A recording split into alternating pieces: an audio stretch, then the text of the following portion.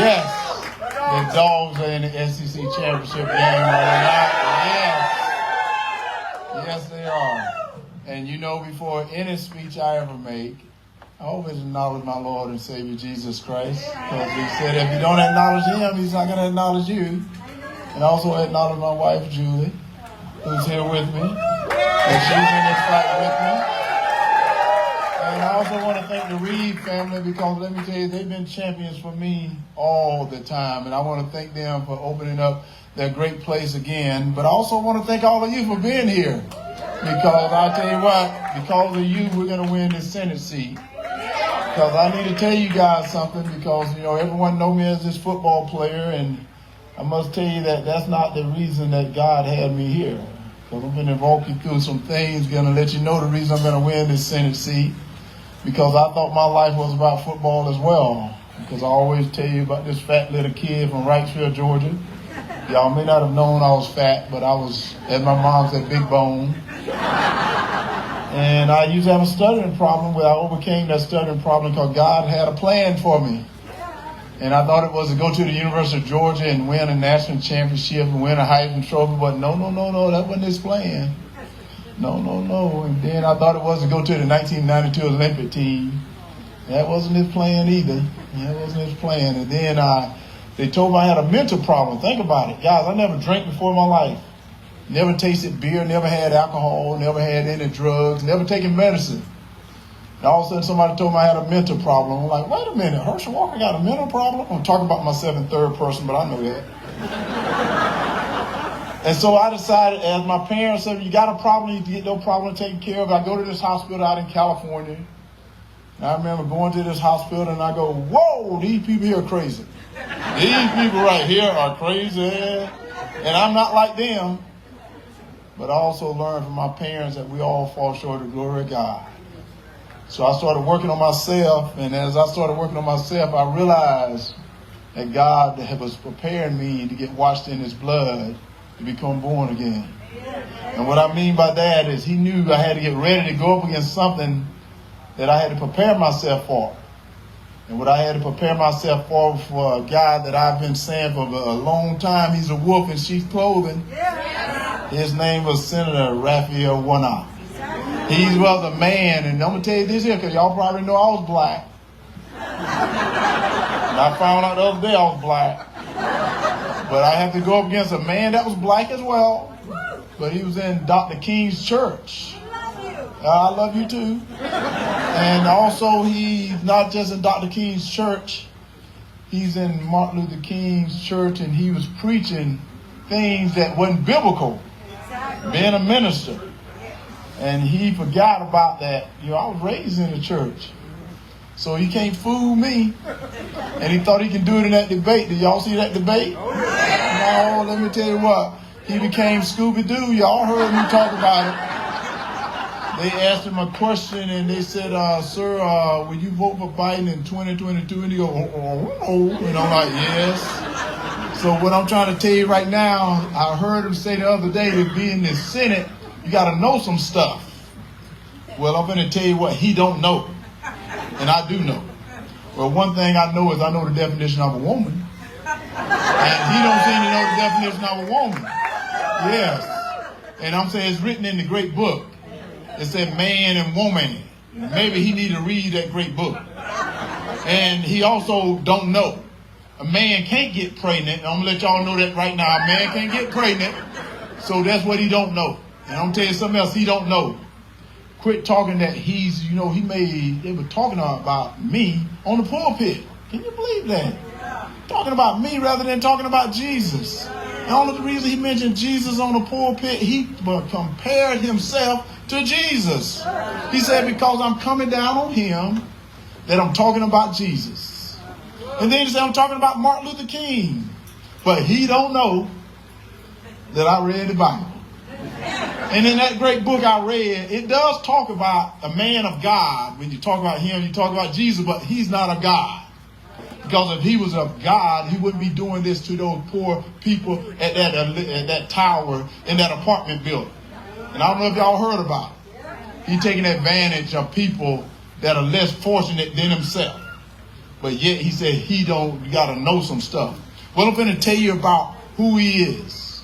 He's not just that wolf in sheep's clothing. I told him a slumlord millionaire. Because what he's done is he's forgotten about Georgia. I can tell you that. And I'm going to tell you the reason God prepared me for this moment, because he didn't want a politician. Y'all know I'm not a politician. I can run that football.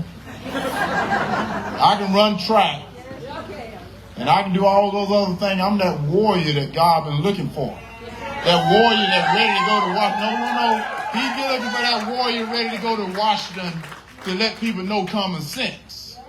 Common sense is you don't spend what you don't have.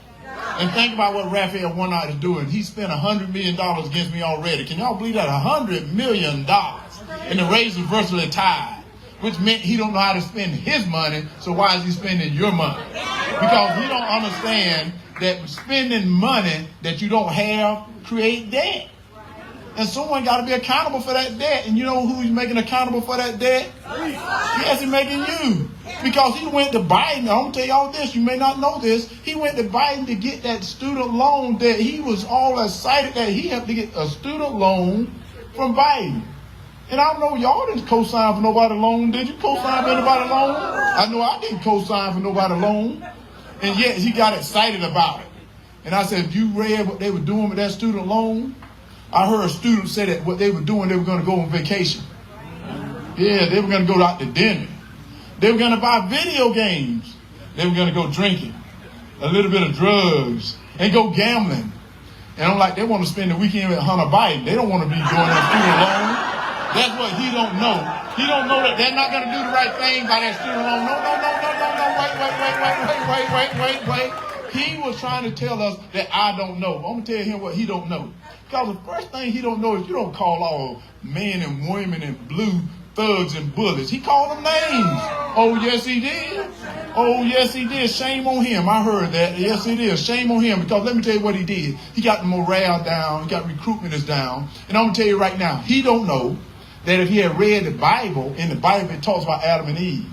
And it held them to responsibility because God told them, said, in this place here, you have total freedom. But if you touch or eat from this tree here, you surely die. They were held to responsibility. So people that break the law should be held to responsibility. Right. But yet he is a man that is talking about no cash bail. Can you believe that? No cash bail. And then he's talking about releasing people out of prison. But he don't know, no, not on Herschel Walker watch. That's not going to happen. What I'm going to do is get behind my men and women in blue and let them know I will always have their back. I will always have their back because they got your back. They have your back because this is the toughest time in America to be a police officer. And I remember I was leaving my campaign office the other night, not long ago, about a month ago, a little over a month ago. I was leaving my campaign office, and as I was driving up, I saw this little white car being pulled over by this officer. And all of a sudden, as he was getting out, because it was getting dark outside, as he was walking up to this car, my heart started to get kind of nervous. And I started hoping, because I said, I hope he don't do anything to the person in the car. Because, you know, we got all these iPhones. Everybody always got these iPhones, making the police officer like he the wrong one. And I started getting caught up in that same kind of thing. And as I'm thinking about this police officer, I'm thinking, maybe he need to be reformed. And then I said, no. The officers don't need to be reformed. Maybe about the citizens need to be reformed to show the respect to the officer. Because that's the problem we have. Show them the respect because they have a family like we have a family. And everybody want to go home safe. But if we have a person like Raphael Warnock in office, he's the problem. So he don't know that it's time for him to go. And I'm going to tell you right now, don't let the door hit you in the backside as you leave the people off. That's what he got to do. Get out of the office if you're going to talk like that. And then all of a sudden he went into our military. Think about this. The greatest, most lethal fighting force ever assembled is our United States military. We were the best in the whole world, but yet we got a guy in Washington named Raphael Warnock that said you can't serve God and the military at the same time. Well, first of all, he's not God, and he don't want to be in the military, because I'm going to tell you this right here. Our military has sacrificed so much for us to have the total freedom and liberties we have, but yet we got people in Washington that have forgotten about that have paid the price for him to be here saying all those silly things that he said. You can serve God in the military, and you know, you can be redeemed. And he need to be redeemed. That's what he need to do. He need to be redeemed and stop talking about what you can't do. Talk about what you can do. What you can do is get behind our military and stop bringing pronouns in our military. Pronouns? What the heck is a pronoun? I'm sick and tired of this pronoun stuff. Yeah, and his pronoun going to be former senator. That's his pronoun. Former senator, because he's got to stop all this stuff. And he's trying to fool you. This is what's so funny. And I've been telling this little story. I shouldn't tell it now, but I'm going to tell it right now because I'm going to interrupt myself. It's about this man that died early in life. He died early in life. And as he got to heaven, St. Peter met him at the pearly gates. And St. Peter said, sir, you're here a little bit early right now. Said, your name ain't on the road. So you're the only one in history that's going to get an opportunity to decide where you want to go. He said, I'm going to take you to heaven and I'm going to take you to hell, and you get to determine where you like to be. So he puts him in this elevator and he takes him all the way down to hell, and the doors open up. And there was a party going on. He sees some of his friends down there and he's having a great time. And after a couple of hours, St. Peter came to him and said, you ready to go? You ready to go? He said, I got to leave now. I said, you got to leave. You got an important decision to make. And he puts him in his elevator, takes him all the way up to heaven. And they get to heaven, and there are people floating around on clouds, having a good time. And after a couple of hours, St. Peter came to him and said, sir, have you made your mind up? Have you made your mind up? And the guy said, well, St. Pete, I hate to tell you this, I think I want to go to hell. Yes, he did. He said, that seemed like my type of place. So St. Peter said, okay, then he puts him in his elevator, sends him all the way back down to hell. Now the doors open up, and it's hot. People have a miserable time, and the guy said, wait a minute, a couple of hours ago when I was here, there was a party going on. Satan shows up and said, a couple of hours ago, I was campaigning. And the reason I'm telling you that, no, the reason I'm telling you this is Raphael Warnock been campaigning. Y'all seen his commercials? He's been lying to you because he can't stand behind the policy he voted for. Do you know a man out of cloth voted against your religious liberties? Oh, yes, he did. Voted against your religious liberties. And then did you see him in a debate when he thought it was okay for a woman to kill her baby? Even this extreme position he took, even after the baby is born. Even if a baby survived an abortion, he voted to deny that baby medical care. And he's a man out of cloth. And you're like, wait a minute, wait. That's not all he's done. In less than 2 short years, y'all see what he's been doing to us. And he's asking you to give him 6 more years. He's trying to take you down in that elevator, trying to fool you like this is the new normal.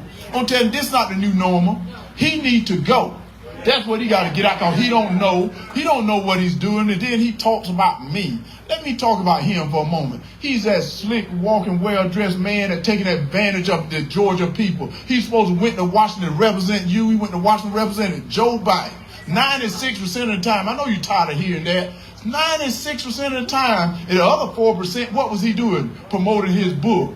Or out there buying new suits. What was he doing? He wasn't there doing his work. I can tell you that. Because if he was doing his work, he would have made us energy independent again. And he don't even know what that is either, does he? Because he's going to our enemies to ask for help. Do he not know the definition of enemy? They don't know the definition of a terrorist. They're talking to Iran again. People, do we want to be talking to people that chant death to America? Yeah, death to America, death to Israel, the most our closest allies. That's who he thinks. I don't know. No, he don't know. He don't know that he's been the worst senator since I've seen in a long time. That's the reason I decided to run. That's the reason God said, no, we got to put Herschel right there, because this guy is crazy. This guy is out of his mind. And that's why I said I'm going to run, because we got to get out. So I don't know if you voted yet. If you hadn't voted, you tell 10 of your friends to come with you to vote with you. If you don't have no friends, go make some friends and give them out to vote with you. We got to take control of this Senate back. And the way we can do it is by getting them, because they say this is not important. Let me tell you why it's important. Because all the committees now are going to be even. So you can't get stuff out of the committees. You got to keep them in there. Well, if you put him back in office, now they're going to take control. They're going to start changing everything. You won't recognize this country if you let him get back in office. I can promise you that, because I'm telling you now, what he's doing to our kids. Think about what he's doing to our kids. Critical race theory. Are you serious? And then when you want to get involved, they're going to call you a domestic terrorist. Are you serious? And then they, instead of teaching them how to read and write, they're talking about gender ideology. And they're then teaching them how to be saved. They're talking about putting men in women's sports. No, you don't. Men don't deserve to go in women's sports. I'm going to tell you that right now. You don't want Herschel Walker competing against your daughter. I can guarantee you that. You don't want me to do that. I told everybody, I'm like Ricky Bobby. If I'm not first, I'm not going to be last. I want to be out there to be. You don't want me to do that, but yet he voted to put men in women's sports like he don't know the difference. But if he had read a good book, you would have known God said there's man and woman. That's two different. They are different. So that's what he don't need to do. This man is so confused what he voted for. Even in the debate, he asked me, I remember he said, do you not believe in the Inflation Reduction Act? And I said, no, I don't believe in the Inflation Reduction Act because it don't reduce inflation. He thought it did. He don't know the definition of inflation reduction. That means it's supposed to reduce, but no, it increased. He don't even know that definition. So he's saying, well, you don't know, you have to know some stuff. He don't know some stuff that he's been the worst senator, as I said, in a long time. We got to get rid of him. The only reason he got in office because he was in Dr. King's church. And now all they talking about is racism. Do they not call you names? They call you all these names now, are they not? Hey, they call me names too. Y'all been hearing the names they've been calling me. They call me a coon. Can you believe a coon? I'm like, guys, I'm from the country. Y'all know that. A coon is one of the smartest animals out there. So don't call me by no coon. Call me by something that's going to hurt my feelings. What's hurting my feelings is to see the crime on the street, and Raphael Warnock is responsible for that. What hurt my feelings is to see this inflation going up, which Raphael Warnock is responsible for that. What hurt my feelings is to see that we're weak now around the country, around the world, because we made our military weak because Raphael Warnock is responsible for that. What hurt my feelings is to see this border wide open because Raphael Warnock is responsible for that. They don't want to talk about the border, do they? And then we have a vice president that said this border is secured. I'm like, are you serious? That's not the definition of secure. That means that it's closed. Means you can't get in. But now you let everybody in. They need to learn from my father. As my father told me, when he told me something, he said, when he tell me no, he mean no. And that's what we need to say, no. And then he said, boy, if you don't like the rules underneath my roof, leave my house. That's what we need leaders in Washington that say, if you don't like the rules of the United States of America, you can leave. You don't have to stay here. We don't need you here. But yet, we got leaders in Washington that become weak. They're not strong enough to say that. And I said, guys, I'm not a politician. I'm not warrior for God, and I'm ready to tell them, no, we're not going to do it. No, we're not going to spend the money that we don't have. No, we're going to become energy independent again. No, we're going to stand behind my men and women in blue. I'm going to get behind our military as well. And I'm going to get all this stuff out of our schools so our kids can get a good education. Because they need that education. And you know what? I'm not paying nobody loan because I ain't signed for nobody loan. So let's quit paying for people loan. Then I'm going to secure this border. They said, how are you going to do that? I said, well, I can do it then. You really put up a wall. A wall do work. Wall work around your house. When you got a wall around your house, people don't do it. They can get in, but you know what? They get in, it'll be hard to get out. Because I got a dog that, well, my dog really won't bite, but he pretty bad anyway. But anyway, this is what I want to tell you. What we got to do right now, this is one of the most important elections we can ever have in our lifetime. So what we got to do is get our friends out to vote. Because I can tell you right now, I'm ready for this. I was built for this right here. Raphael Warnock wasn't built for this.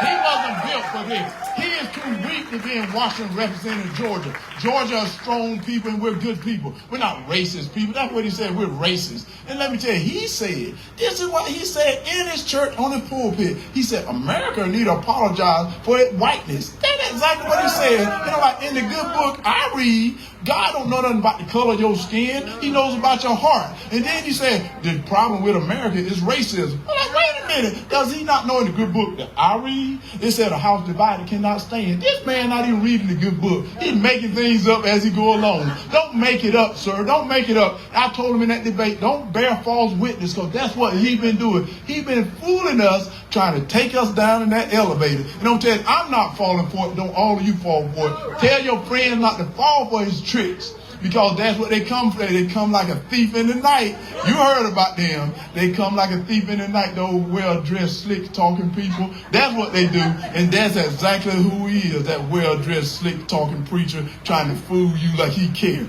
If he cared, he wouldn't been doing that to those poor people at that apartment. Y'all know that, but yet he don't want to talk about it. I'm going to talk about it. And you know what? I'm going to continue to talk about it until he does his responsibility by taking care of them. Because I told him when I went there to see them, don't make sure he's going to take care of it. And he got to be responsible for it. And then let's get back to something. Let's get back to something right now. Because I'm going to tell you this right here. God is a good God. And God don't like ugly. God don't like ugly. And God don't tell Senator Warnock, because remember I told you that he said it. He was like, if I talk about him, I'm talking about Jesus. If I talk about him, I'm talking about Dr. King. We need to let him know he's not Jesus and he's not Dr. King. He is that wolf in sheep clothing. So I want to thank you guys again. I want to thank you guys again for showing up. And I want to tell you, no. I want to tell y'all this.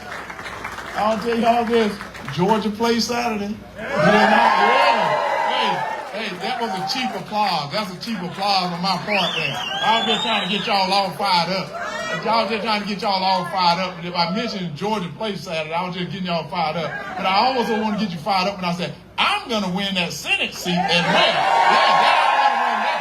Because that's the reason I told you, that's the reason I'm here. I am sick and tired of people taking advantage of us. Because I'm going to tell you, as my offensive lineman told me, they said, Herschel, you follow me, I'm going to take you to the promised land. And I'm going to tell all you vote for me, we all get to the promised land. Because if we don't get there together, none get there at all. And that's what I want to tell you right now. I'm with you because you're my family. I don't care what the color of your skin are. You're my family, and I learned from my parents to protect my family. So don't worry, you're under my cover right now. And God is a good God. God bless you guys. Thank you guys so